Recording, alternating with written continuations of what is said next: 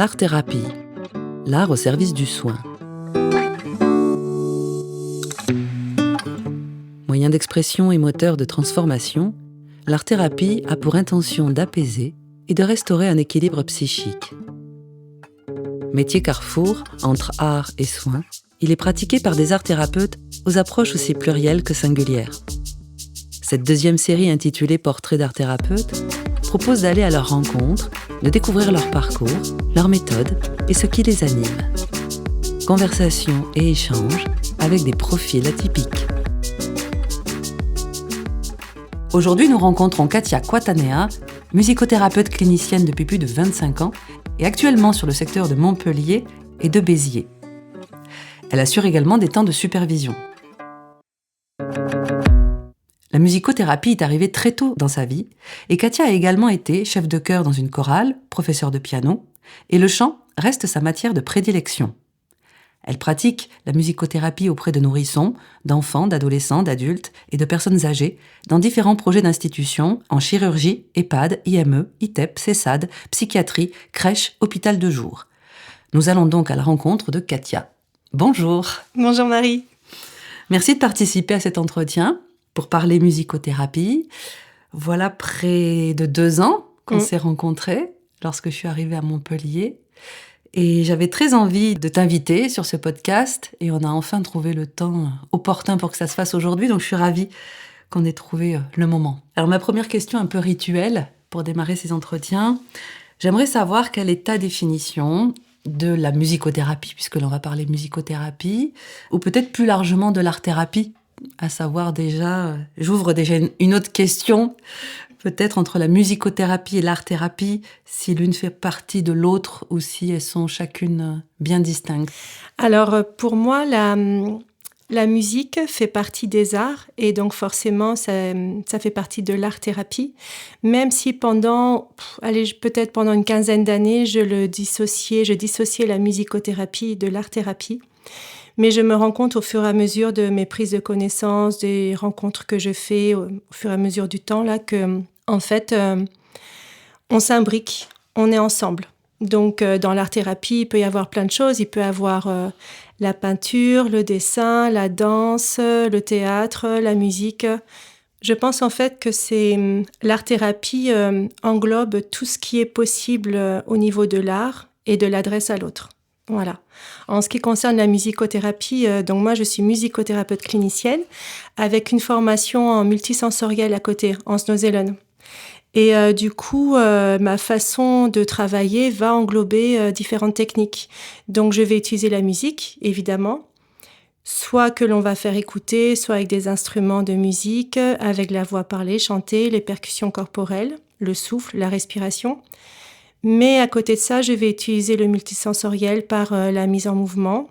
Des matières aussi comme des tissus en soie, des plumes, des balles qui ont des vibrations. Enfin voilà, il y a vraiment un énorme outil que j'utilise en plus de la musicothérapie et qui me permet vraiment de m'adresser de manière plus juste auprès des personnes qui sont très démunies au niveau de la communication parlée. Donc voilà, c'est comme ça que je vois la musicothérapie et donc si c'est possible d'avoir des temps de verbalisation, mais sinon ça sera des jeux, je le mets entre guillemets, des jeux instrumentaux, vocaux, où on sera, soit la personne sera en individuel, soit ce sera en groupe. Donc sur la musicothérapie, pour toi, qu'est-ce qu'elle peut amener aux personnes et quels sont ses effets ? Alors la musicothérapie, selon moi, c'est pareil, c'est différentes façons de penser en France et en Europe et dans le monde entier, voilà, à ma petite échelle. La musicothérapie, je l'investis particulièrement pour faciliter l'émergence de l'émotion, la prise de conscience, prendre un petit peu de distance par rapport à ce qui est agité à l'intérieur de l'autre et, si possible, faire un lien avec les souvenirs, avec les traumas qui ont été vécus. Enfin voilà, donc du coup, ça aide vraiment à ce que l'émotion soit mise en avant et parlée. Je pense particulièrement à des enfants qui ont des troubles du comportement, par exemple.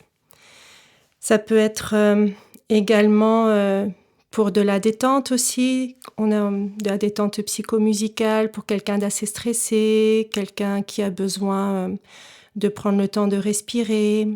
Ça peut être sur l'instant présent, sur l'urgence. Il y a peu de temps, j'ai mis en place une séance de musicothérapie auprès d'une dame qui déambulait tout le temps, qui avait besoin d'être hydratée en fait. Et une séance de musicothérapie a permis à ce qu'on puisse lui installer une poche pendant 1 heure. Donc c'est pas grand-chose en soi, mais ça a été une petite victoire de voir que de focaliser l'attention de la personne sur autre chose, de la mener vers une autre façon de s'adresser, ça avait permis de faire des soins à côté. Donc en fait, pour moi, la musicothérapie, elle peut vraiment s'adapter à beaucoup, beaucoup de situations. Mais mon petit cheval que j'aime bien, mon petit cheval de bataille, c'est les émotions. Oui, parce qu'elle est vraiment complémentaire dans un parcours de soins. Exactement. Avec l'exemple que tu viens de donner. C'est ça. Et du coup, est-ce que tu utilises j'imagine que oui, mais la forme active, la forme réceptive? Oui. Alors ça, c'est pas toutes les écoles en France qui utilisent ces termes-là. La musicothérapie active, c'est quand on est dans un mouvement, quand par exemple on joue de la musique, qu'on chante, on est dans une action. Et la musicothérapie réceptive, c'est quand on écoute de la musique, par exemple, ou quand on entend quelqu'un chanter. Ça, c'est peut-être que dans l'école de Montpellier. Je pourrais pas dire que ce sera dans toutes les écoles de France qu'on va utiliser ces termes-là. En tout cas, à Montpellier, dans le diplôme, c'est comme ça qu'on l'a nommé. D'accord. Et il y a la relaxation sonore aussi, qui est on encore appelle, un autre... On appelle ça détente psychomusicale, mais ouais. C'est de la relaxation. D'accord. Avec induction ou pas, soit avec une prise de parole, soit... voilà. Oui, c'est différents usages possibles qui font partie oui. de la famille musicothérapie. C'est ça, oui. Tu parlais de Montpellier à l'instant, donc peut-être qu'on peut parler de ta formation, de comment tu en es arrivée à être musicothérapeute. Juste pour introduire ce propos-là, il faut savoir qu'aujourd'hui, le profil type de l'art-thérapeute, c'est plutôt une femme de 45 ans qui s'est reconvertie. C'est une enquête que j'ai trouvée dans un magazine web qui est édité par Arnaud Gignon, qui en est le fondateur et qui est art-thérapeute et qui est clown-thérapeute aussi, et qui propose un magazine tous les 2 mois. Cette enquête, elle a été menée par Aurélie Bordet, qui est art-thérapeute et psychologue. Chez toi, moi, ce qui m'a intéressée, en tout cas dans notre premier entretien, c'était le fait que cette vocation ou ce parcours professionnel, il est arrivé très très tôt et bien avant cet engouement actuel pour l'art-thérapie. C'est vrai que, moi j'ai commencé la musique, j'avais 5 ans. J'ai commencé avec les flûtes à bec, les sopranos, altos. Et du coup, je vais parler un petit peu plus personnellement. Vous verrez ce que vous en ferez, mais... C'est le but, c'est un portrait aussi, donc... Donc, en fait, à l'époque, j'avais une sœur qui était plus jeune que moi de 3 ans. Et puis, cette sœur-là, à un moment donné, a voulu faire du piano. Et mes parents ont dit, puisqu'on va louer un piano, tu vas arrêter les flûtes et tu vas te mettre au piano. Donc, je me suis mise au piano à contre-cœur. Mais au collège, tout ça, je continuais les flûtes grâce à mes professeurs, donc j'étais contente. Et puis, j'ai commencé à m'intéresser, à vouloir être dans le social tout en étant dans la musique, mais je ne savais pas du tout ce qui pouvait exister comme métier. J'ai donc fait un cursus, on appelait ça avant A3. L3, c'est art et lettres, donc option très lourde de musique. Et là, je me suis beaucoup plus spécialisée dans le piano. Je me suis mise également au chant, conservatoire, école nationale de musique, cours particuliers. Et puis, en seconde, j'ai découvert le métier de musicothérapeute et j'ai dit, c'est pour moi. Et depuis, je me suis organisée pour réaliser mon plus grand rêve. Au départ, on m'a fait redoubler ma première parce que j'étais assez douée en sciences, dans les maths et la science physique. Et l'école voulait plutôt que j'aille dans cette direction-là. J'ai dit non, moi je veux rester dans la musique, tête de mule. Et en fait, j'ai bien fait. Après, je suis rentrée à l'école de Montpellier avec le soutien de mes parents au départ. Et puis, au bout de 2 ans, mes parents ne m'ont plus vraiment soutenue. Et j'ai arrêté du coup mes études pendant un moment, le temps de mettre de l'argent de côté. Et puis, j'ai repris 2-3 ans après. Donc, vraiment avec la volonté d'être musicothérapeute et de terminer mes études. Et j'ai eu la chance, à cette époque-là, il y avait un très bon cursus. Enfin, il y avait des très bons professeurs qui m'ont soutenue aussi là-dedans.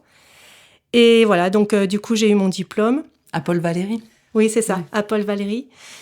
Et du coup, j'ai eu mon diplôme et j'ai eu la chance après de trouver. Et même au tout départ, j'étais vendeuse en boutique. On me proposait un 35 heures salarié et j'ai refusé pour travailler 3 heures dans un EHPAD à Saint-André-de-Sangonis. Voilà, donc j'ai commencé comme ça mon côté un peu rebelle et fière de l'être en fait. Voilà, je me suis respectée dans mes choix et j'étais très contente. Et parallèlement à ça, j'avais une carrière que, comme tu disais tout à l'heure, donc j'ai donné des cours de chant, de piano. J'ai été chef de plusieurs chorales, énormément de chorales, sur Montpellier, sur les villages aussi autour. Et après, voilà, je suis devenue maman et il fallait mettre les choses entre parenthèses parce que les soirées et les week-ends, c'était trop compliqué. Donc voilà, donc je suis musicothérapeute dans l'âme. Et même si parfois c'est très difficile de ne vivre que de ce travail-là, je le regrette jamais. Et chaque jour mais vraiment, c'est pas du baratin ce que je dis, c'est vraiment avec beaucoup d'émotion que je le nomme, mais chaque jour quand je travaille, pour moi, c'est un vrai bonheur, quoi. C'est trop beau. J'ai de la chance. Ouais. Et oui, ça s'est dessiné très tôt. C'était en seconde, alors, du coup, tu devais avoir 15 aussi, ans. Oui, et puis avant aussi, j'avais commencé à lire des psychanalystes, même si je comprenais pas trop ce qui se passait. À 17 ans, j'ai commencé à faire un travail sur moi parce que je voulais épurer le plus possible pour être thérapeute et puis moi-même aussi pour mieux me connaître. Donc, j'ai fait énormément de parcours où j'ai été accompagnée par psychiatres, psychanalystes. J'ai participé à des psychodrames aussi en tant que patiente. J'ai fait pour moi, je vous parle, le MDR, brain spotting, hypnose. Voilà, j'ai essayé d'aller le plus loin possible et je continue le plus possible. Voilà, pour essayer d'être thérapeute le plus justement possible. Et une carrière de musicienne, ça t'aurait pas tenté? Non, en fait, alors j'adore la musique, j'adore chanter, j'adore jouer du piano, j'adore accompagner les autres, etc. Mais je déteste être sur scène. Je déteste ça. J'avais trouvé le compromis en étant chef de chœur, parce que du coup, je tourne le dos au public. Et non, j'aime pas être sur le devant de la scène. La combine. Ouais, c'est ça. J'aide les autres, je suis plus là-dedans. Et ça m'amène peut-être à la question de faut-il être artiste pour être art-thérapeute ou pas? Il y a pas mal de débats autour de ça aujourd'hui, de se questionner vraiment sur la maîtrise d'une pratique ou d'une discipline artistique pour être art-thérapeute, ou est-ce que c'est plutôt le parcours en psychologie qui va primer? Donc, quel est ton avis sur cette question? Honnêtement, je sais pas. Je pense que d'avoir une pratique, c'est important, mais en même temps, ça ne fait pas tout, parce que justement, le musicothérapeute n'utilise pas l'outil musique dans son esthétisme, ou alors c'est pour des jeux bien précis. Et je pense qu'il faut, pour être thérapeute, il faut une capacité d'écoute de l'autre et d'empathie, et les deux vont ensemble. On ne peut pas être que musicien ou que thérapeute. Il faut les deux. Il faut une ouverture. Et puis, j'ai envie de dire, quelle que soit la pratique en musicothérapie ou dans d'autres disciplines, si le thérapeute n'est pas animé par ce qu'il propose, il ne pourra pas accompagner correctement le patient en demande. Voilà, ça c'est mon avis. Ouais, il faut connaître son outil aussi. J'ai la sensation que si on connaît son outil, qu'on le maîtrise, on peut aussi peut-être mieux le proposer et mieux en tout cas en connaître les contours pour le proposer à la personne. Oui. Et plus on a de l'expérience, moi en tout cas me concernant, plus j'ai de l'expérience et mieux c'est. Enfin, je connais beaucoup plus de choses. Par exemple, sans m'en rendre compte, je suis en train de me spécialiser près des personnes âgées parce qu'en ce moment, je travaille beaucoup avec les personnes avancées dans l'âge. Et je me rends compte que j'ai pas besoin de beaucoup de temps pour réfléchir, pour des chansons, pour des musiques de leur époque. Voilà, je commence, en fait, au fur et à mesure des expériences aussi professionnelles auprès des patients, auprès des familles des patients, auprès de l'environnement du patient, on peaufine aussi nos connaissances. Quand je travaillais avec des adolescents, forcément, même si j'adhère pas à Joule, et tant pis, désolée Joule, mais j'ai dû m'y mettre, quoi. Voilà. Oui, bien sûr. Voilà, c'est ça. Donc, bon. Ouais, d'aller au-delà de son goût personnel. Ah, ça c'est sûr. Il faut aller vers là où est l'autre. C'est-à-dire, si l'autre est à tel endroit, il faut que le thérapeute, pour moi c'est une nécessité, il faut que le thérapeute se déplace là où il est l'autre. Sinon, il n'y a aucun moyen de rencontre et aucun moyen de l'aider. Par exemple, une personne qui est persuadée que sa mère va venir le chercher à 10h ce matin, qu'il doit faire la valise parce que maman arrive. Même si on sait que la dame, elle est décédée depuis 50 ans, si on ne va pas à la rencontre de la personne dans ce qu'elle pense et dans ce qu'elle ressent, on ne pourra pas l'aider à enlever sa valise et à ranger les affaires.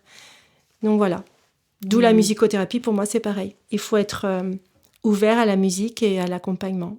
Ouais, partir de la personne, de là où elle en est déjà, pour voir où est-ce qu'on peut peut-être lui proposer de prendre un chemin. C'est ça. Et si c'est pas tout de suite, ça sera dans 2-3 séances, c'est pas grave, on a le temps. Il faut le déclic. Tu préfères accompagner avec des instruments ou alors de la voix, du chant? Est-ce que tu utilises les deux déjà ou pas dans ta pratique? J'utilise les deux. Ouais. J'utilise les deux. La voix est le premier outil entre les deux, je pense. Alors, mes préférences, je sais pas, mais ce qui est certain, c'est que la posture, la façon de parler, la façon de regarder va aider à l'alliance thérapeutique. Voilà.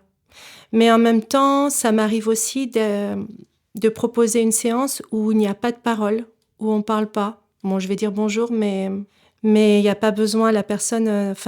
il n'y a pas besoin de mettre du sens parler et l'instrument de musique, là, du coup, prend toute sa place.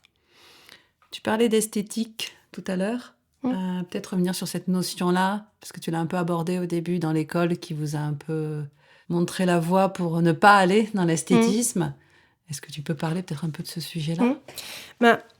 Déjà, quand même, l'esthétique, il est quand même important pour certains exemples. Par exemple, une fois, je travaillais en hôpital de jour en psychiatrie avec des personnes dépressives et suicidaires et j'avais fait un jeu où j'avais choisi une musique assez rock'n'roll avec un chanteur et plein d'instruments, donc batterie, guitare, etc. Et en fait, chacun devait choisir un rôle et devait donc imiter le jeu musical à ce moment-là. Et ça avait été très valorisant et après, on avait parlé de choses comme quoi ça faisait du bien, etc. Donc l'esthétique est important. Faire un jeu instrumental en groupe ou à deux, lorsqu'il les sonne dans la justesse, ça fait du bien. Ça dépend en fait vraiment ce qu'on veut. Mais le musicothérapeute ne va pas forcément utiliser un instrument comme il doit être pensé, c'est-à-dire une guitare. Moi, je sais pas jouer à la guitare à la base, mais je peux utiliser une guitare. Alors ça risque de pas plaire à tout le monde. Mais la guitare, on peut la caresser, on peut la gratter, on peut la frotter, on peut la mettre à l'envers, on peut la serrer dans les bras. Voilà. En fait, c'est ça un instrument de musique. Dans la relation en musicothérapie, ça peut être vu comme ça. Ce qui va chercher la créativité aussi. Complètement. Ouais. Et proposer un petit grain de folie aux patients aussi. Se dire que elle est un peu bizarre, elle fait ça. Finalement, moi aussi, je peux. Voilà, ça permet aussi d'amener d'autres sujets de conversation. Ou alors, il y a beaucoup d'instruments de musique, des percussions. Par exemple, en Afrique, tous les instruments que nous, on peut recevoir issus des tribus africaines ne sont pas forcément justes dans les sonorités pour nous. Donc, si on les met à jouer tous ensemble, on peut jouer faux, en impression, en première écoute. Par exemple, une fois, j'accompagnais un groupe de personnes adultes qui avaient eu la culture de la grande musique, qui allaient à l'opéra, tous avaient appris obligatoirement à jouer du piano. Et ce groupe-là, au fur et à mesure, donc au départ, je leur ai fait écouter de la grande musique, comme ils disent, symphonie, quatuor, etc. Et au fur et à mesure des séances, je les ai fait tolérer la musique traditionnelle, la musique qui est enregistrée dans les tribus et qui sonne très très faux, avec un son vraiment crachouillis quand c'est à l'enregistrement. Et ce qui était très intéressant, c'était de voir ce parallèle, donc ça c'était dans une résidence, de voir le parallèle de ces gens qui restaient enfermés dans leur chambre pendant un moment et au fur et à mesure de la musicothérapie, commençaient à avoir une vie sociale et à intégrer les autres espaces de vie, voire même à manger dans la salle à manger avec les autres résidents. Et voilà, ils toléraient de plus en plus la différence, ils toléraient de plus en plus de voir que eux vieillissaient avec leurs difficultés, etc. Donc en fait, c'était s'ouvrir. Le plus important, c'est on peut partir de l'esthétique ça dépend vers où on veut aller. Ça dépend de qu'est-ce qu'on cherche à accompagner à ce moment-là. Oui, l'objectif thérapeutique ou l'intention thérapeutique de départ, quoi. Quelqu'un qui est complètement morcelé, qui n'a pas d'estime de lui-même, qui pense qu'il ne vaut rien, tout ça, je vais partir par des instruments ou des jeux sonores complètement éclatés, peut-être, c'est à voir comment il réagit, évidemment. Et au fur et à mesure des séances, va y avoir quelque chose de beau qui va arriver, qui sera peut-être joué par la personne, ou joué en duo ou en groupe, ou en tout cas, il y aura ce beau-là, c'est moi. Voilà, en fait, ça dépend vraiment. Il n'y a pas de recette, en fait. Pour moi, en musicothérapie, il n'y a pas de recette. Oui, mais il n'y en a pas. Je crois qu'effectivement, à chaque fois, c'est une relation qui se tisse et un besoin et un accompagnement un peu sur mesure sur la personne, selon là où elle en est, quoi. C'est ça. Alors, j'ai une question sur les publics, puisque tu as accompagné plein de publics différents, Oui. Beaucoup. Oui. Il y avait quelque chose, moi, qui m'intriguait. Tu avais accompagné des personnes de 8 jours à 100 ans. Oui. Donc, c'est les 8 jours qui m'intéressent. 8 jours. Travail en crèche, peut-être. Alors non, ou en crèche, c'était pas 8 jours. J'ai travaillé en crèche. J'ai travaillé dans toutes les crèches de Frontignan et les relais, les stands maternels. Mais c'était en chirurgie à Paris. C'est une expérience qui a été profondément riche pour moi. Parce que c'était une de mes premières expériences en plus. J'avais 25 ans, peut-être un petit peu jeune pour le faire, mais j'accompagnais en fait l'équipe anesthésique dans la prise en charge du patient enfant en chirurgie orthopédie à Necker. Et du coup, ma plus jeune patiente avait 8 jours avec une espérance de vie très très courte. Mais c'était pendant son passage au bloc opératoire. Voilà, donc là, on est plus dans la détente, on est plus dans l'enveloppement, quelque chose de rassurant. Ok. Ouais. Et du sensoriel, alors, peut-être, c'est à ce moment-là? Là, oui. Aussi, ouais. Mais ouais, c'était ma plus jeune. Après, forcément, j'ai vu des bébés ou des nourrissons en crèche. Et après, toujours au bloc opératoire. Et sur le travail en crèche, comment ça se passe? Le travail en crèche, c'est plein de vie, c'est un tourbillon de vie.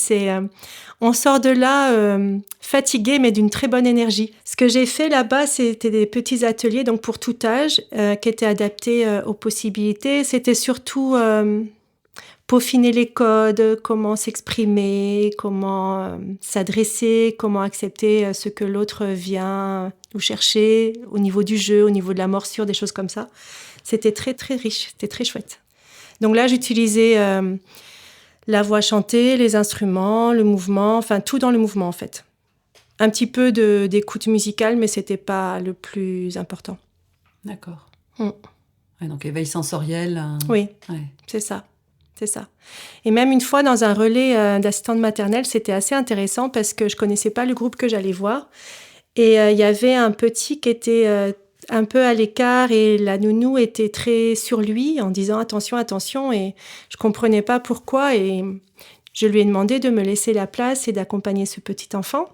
C'est ce qui s'est passé. Et au fur et à mesure, il arrivait à s'intégrer dans le groupe des autres enfants. J'ai appris ensuite qu'il y avait une suspicion de trisomie pour ce garçon. Donc, je comprenais du coup les peurs de la nounou, etc. Mais quand on est envahi par nos peurs, on se rend pas compte qu'il peut y avoir des jolies choses qui peuvent se mettre en place quand même. Donc voilà, du coup, j'ai pu parler avec elle de ça et elle a pu se rendre compte qu'il y avait quand même une possibilité pour ce petit. Et ouais, c'est hyper intéressant comment l'intervenant extérieur aussi, il peut peut-être parfois amener une autre voix. Ça ramène aussi souvent, on demande est-ce que c'est important de lire le dossier du patient avant de le voir? Et ouais, d'avoir toutes les infos ou pas. Toutes les infos. Ou de le prendre comme une page, d'être vierge de tout pour aller voir ensuite par soi-même. C'est ça. Se faire Mais en fait, les deux sont bien, pour moi. T'as pratiqué les deux, du coup. Oui. Oui, ça m'est arrivé des personnes en fin de vie de ne pas les connaître. Et on me dit, Katia, cette dame, elle n'arrive pas à être dans le lâcher-prise, etc. Est-ce que tu pourrais aller la voir? Je connaissais vraiment aucun de ses goûts et j'ai écouté mes intuitions. Alors, ça paraît simple comme ça. Ça l'est pas. Je pense que c'est au fur et à mesure des années de pratique qu'on se rend compte qu'on fait des choses très naturellement. Et que si j'avais un stagiaire avec moi à ce moment-là, il me dirait « Mais comment tu as réussi à faire ça ?» Je pense que À un moment donné, on fait tellement les choses de manière naturelle. Pour nous, c'est tellement facile qu'on se pose même plus trop de questions dans ce sens. Oui, il y a une connexion à l'autre qui est profondément Oui. là, d'être en présence en fait. Oui, et c'est à ça. l'écoute totale. C'est ça, et puis tu es à l'aise avec tes outils, tu sais, tu es au clair, quoi. Enfin, je pense. Hein. De toute façon, moi, je pense que quand on sort de l'école de thérapeute, on n'est pas thérapeute. Voilà. Ça, pour moi, c'est l'expérience de la vie, c'est l'expérience professionnelle, c'est tous ces chemins qu'on va croiser qui vont faire qu'on sera un thérapeute ou pas. Donc, le diplôme ne fait pas du tout la totalité des choses. Bien sûr. Alors après, je reste quand même... je fais partie de ces art thérapeutes, musicothérapeutes qui pensent que le diplôme est quand même important. Il faut quand même avoir un bagage, c'est une sorte de reconnaissance et savoir qui on a en face de nous. Voilà. Je dis simplement que le diplôme ne fait pas tout, mais il est important. Oui, bien sûr. C'est une partie de l'appareillage, quoi. Voilà, c'est le début de tout. Et justement, je voulais un peu parler peut-être avec toi de la reconnaissance des arts thérapeutes aujourd'hui, que ce soit dans les institutions ou là où tu pratiques toi sur le terrain. Donc comment l'art thérapeute est considéré, comment il est accueilli, comment il est intégré au projet des structures, et peut-être dans cette idée des interventions non médicamenteuses, on fait appel aux arts thérapeutes souvent dans cette optique-là, en tout cas en complément des parcours de soins. Quels sont peut-être les constats que toi tu as observés et les difficultés aussi dans ce système de santé aujourd'hui qui est un peu mis à mal avec un personnel parfois débordé ou pas assez nombreux, toutes les difficultés qu'on connaît. Ouais, ça c'est une vaste question. Merci donc, Paris. Avec plaisir. Peut-être sur la reconnaissance de ce métier. Est-ce que voilà, du coup, mais je pense que déjà le métier de musicothérapeute, il n'est pas forcément connu du grand public et surtout, il n'est pas forcément connu du personnel de soins. Voilà. Je pense que le métier de musicothérapeute, alors que ce soit bien clair, c'est ma façon de voir les choses et c'est lié à mon expérience aussi. Ça ne veut pas dire que tous les musicothérapeutes le vivent de la même façon. J'ai travaillé dans pas mal d'endroits où la musicothérapie était une vitrine. C'était marqué sur la plaquette d'accueil, le petit livret qu'on vous donne à l'accueil, là, et en fait, vous vous rendez compte qu'il n'y a que 2 heures de musicothérapie dans la structure, par semaine. Voilà, donc on a bien conscience j'ai bien entendu une fois le mot valeur ajoutée aussi, concernant mon travail, comme pour l'ergothérapie, la psychomotricité, des fois même le psychologue, hein, c'est voilà... valeur ajoutée et en fait, même si on recrute un musicothérapeute, la direction ne sait pas forcément ce que peut faire un musicothérapeute. L'accueil de la musicothérapie, même si moi j'ouvre les portes à mes collègues pour répondre à leurs questions, je leur ai même proposé des espaces, faire des jeux musicaux et tout ça, ils n'osent pas forcément venir me voir. Donc du coup, il y a une sorte de côté mystique qui est cultivé, mais c'est pas forcément lié à moi ou enfin voilà. Une fois, j'ai été obligée d'accueillir toute la direction dans mon bureau autour d'un jeu instrumental et l'idée c'était de leur faire ressentir certaines choses pour qu'ils comprennent à quoi pouvait servir la musicothérapie. J'ai gagné. Ça a fonctionné. Ça a fonctionné. Ça leur a pas plu, mais ça a fonctionné. Mais voilà, c'était assez intéressant. D'éprouver par soi-même. Là, moi, mon challenge à travers les instruments de musique, c'était de voir qu'ils pouvaient faire quelque chose ensemble d'harmonieux. Et je parle de postes de direction où il y avait beaucoup de tension. Donc, c'était très intéressant. Et au niveau émotionnel, beaucoup d'énergie aussi de ma part, mais j'avais réussi à montrer ce que je voulais montrer. Donc, la reconnaissance de la musicothérapie, je pense qu'elle se fait au fur et à mesure de l'expérience auprès du personnel, auprès des patients. Elle se fait aussi lorsqu'on prend le relais d'après d'autres musicothérapeutes. Il y a aussi toute cette histoire. Si la musicothérapie, si les gens avant moi qui ont pratiqué de la musicothérapie n'ont pas été reconnus dans ce qu'ils ont fait, ça sera plus compliqué pour moi aussi d'arriver. Et de passer derrière, tu veux dire quelqu'un qui a déjà oui. pratiqué d'une certaine façon. C'est ça.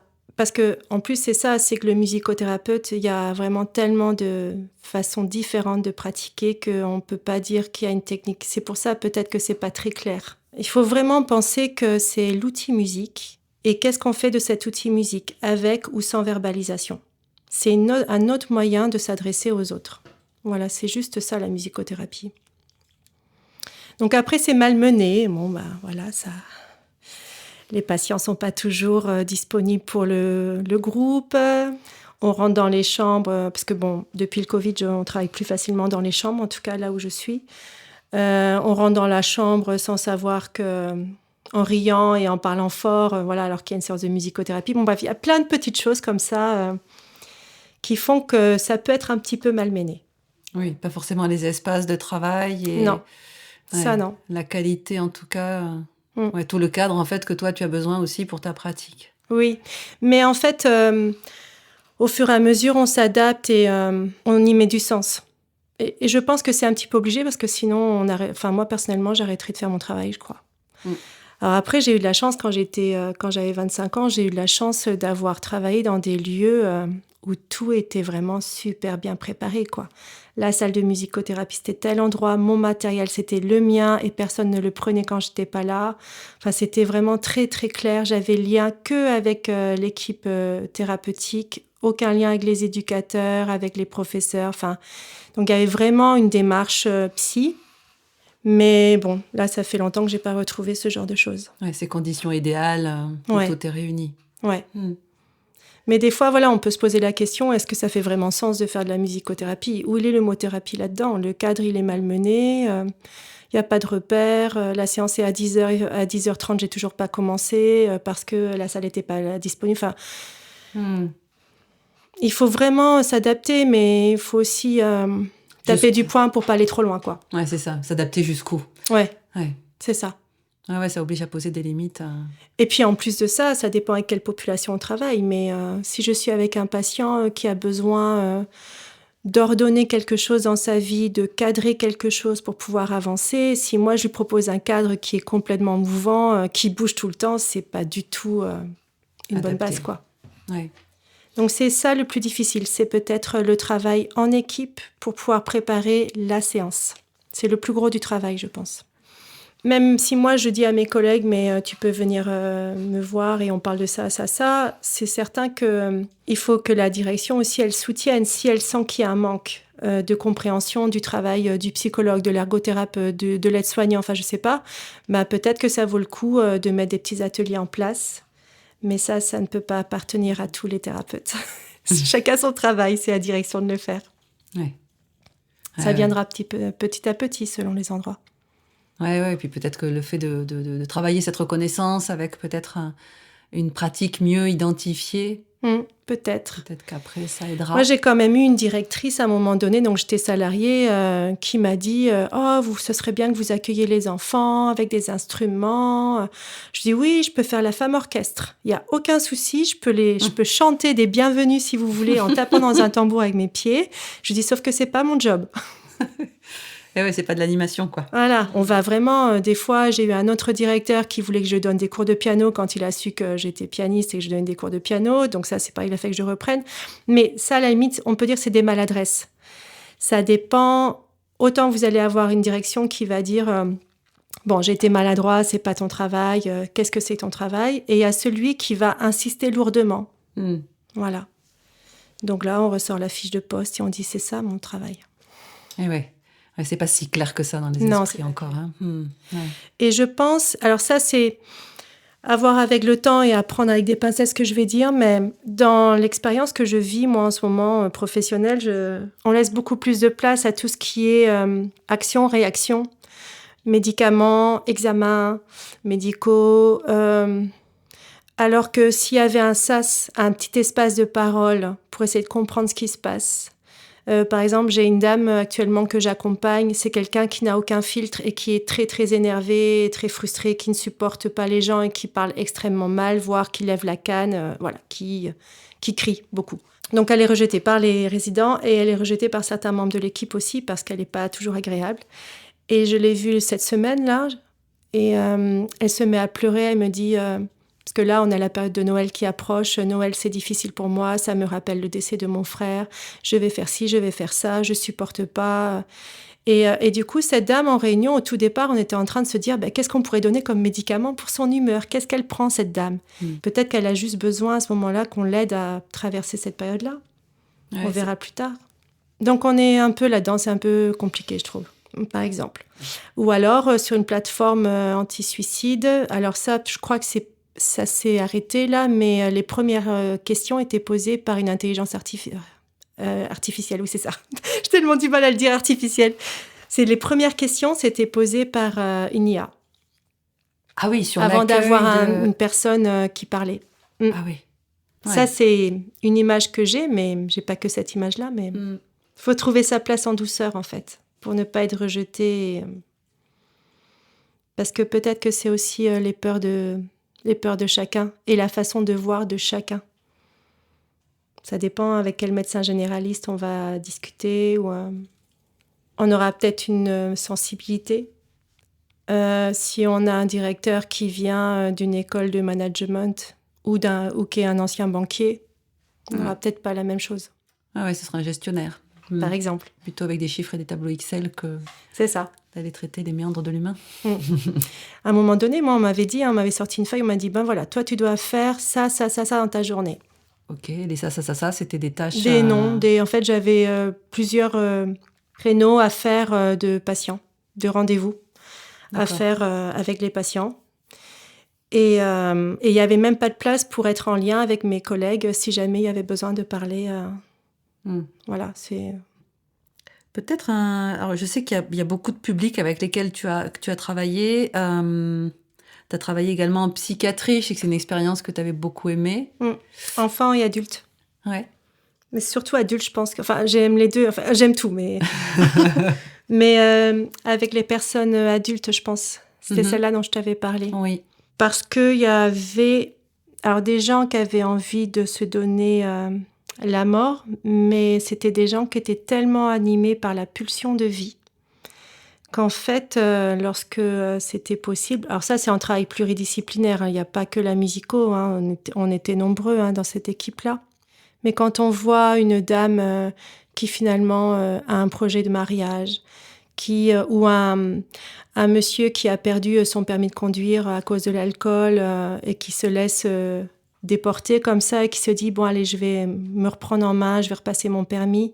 Ce sont déjà, ce sont des choses qui font écho en chacun de nous et puis ce sont des choses ou des résultats que l'on voit. Et ça, c'est quand même très agréable. En ce moment, je travaille dans un UHR le jeudi matin et je crois que c'est dans ma semaine le groupe le plus animé au niveau émotion, interaction, relationnel. Donc en UHR, c'est de la psy. UHR, juste pour expliquer Unité hospitalière renforcée chez les personnes âgées. Je travaille là-bas depuis quelques mois maintenant. J'y ai mis en place un groupe ouvert. Donc un groupe ouvert, c'est un groupe où tout le monde peut venir et repartir quand il le souhaite.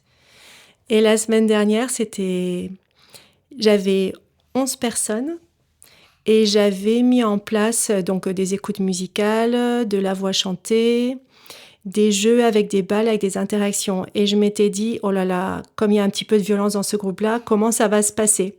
Et en fait, c'était trop chouette. Il y a eu vraiment de l'empathie, il y a eu vraiment quelque chose de très intense qui s'est fait. Alors après, quand j'en ai parlé autour de moi, on a un peu rigolé parce que quand on est dans le milieu, on banalise un peu les choses.